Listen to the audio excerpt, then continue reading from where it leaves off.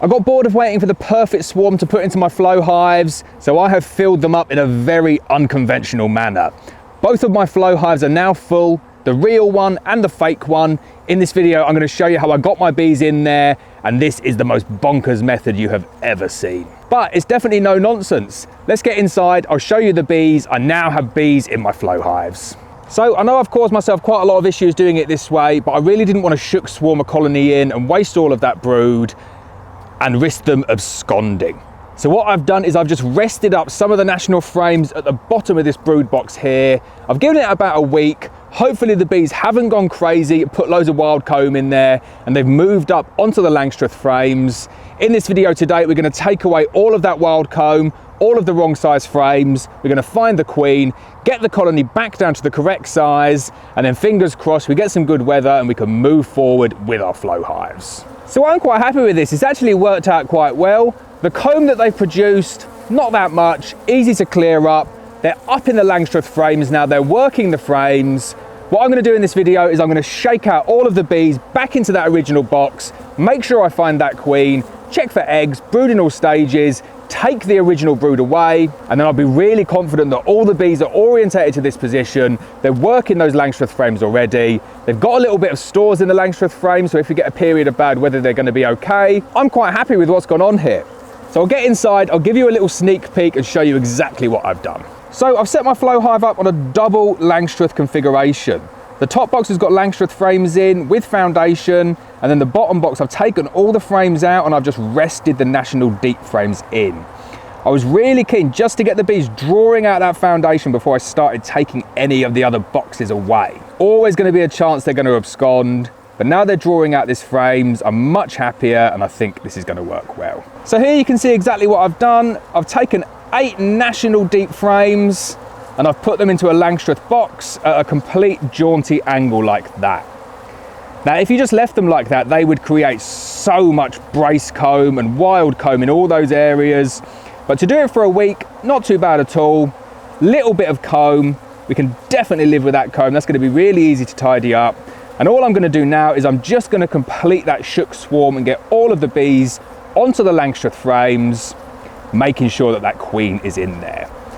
Really, really simple, easy method, using the wrong frames. There's tons of different methods that you could use here using the different frames, but this one here was the simplest one with no additional equipment.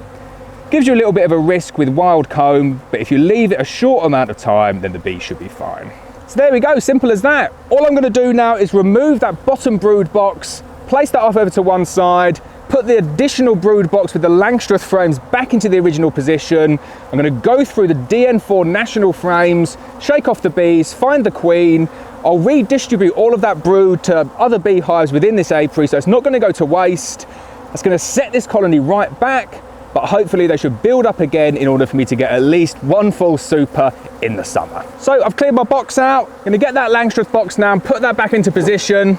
I've already got bees in here. The bees are working out those frames, so they are going to know that this is home now. So as you can see, the bees are all going back over here to the original site.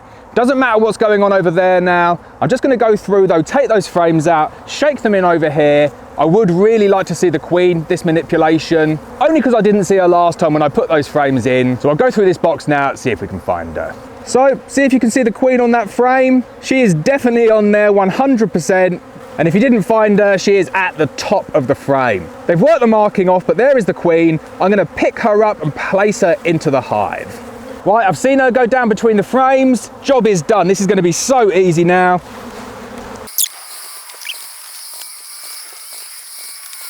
Right, so all of the bees are now in this single Langstroth box, 8 frame box. There's no brood in there at the moment, but there's definitely a queen in there. She is a bit of a laying machine, so she is going to turbocharge all those frames, and I reckon within 3 or 4 weeks that is going to be completely full of brood, full of bees, and then we're going to force them up into that flow super, and hopefully we can start to get some decent honey coming out of the pipes. So there you go, simple as that. I have to say, and just for the record again, like I am very much a flow hive amateur, so if there's anything that I do wrong, stick it in the comments. I'd love to know. Always good to learn. I just see what I see on YouTube. I know that flow hives can be difficult, and I know that some people are much, much better than I am at it. So if I'm doing anything wrong, always stick it in the comments. I love to learn. What I'm going to do with this colony now though, I've got a single Langstroth box, 8 frames in there, I've got my queen in there, I'm going to get my queen excluder, that's going straight on the top, and then I'm going to get my flow super on there, and then later on this week I'll do some preparation on that flow super to hopefully try and entice the bees up into it. But there you go, we're all set in that flow hive now. We've got bees in it, we've got a laying queen in it. It's around kind of coming up towards the back end of May now. Plenty of time for that colony to build up, get up to a really nice strong brood box, and then start to fill that flow super. If you want to check out some of our other flow videos, check out this link here where we've got about 3 or 4 different flow videos on our channel.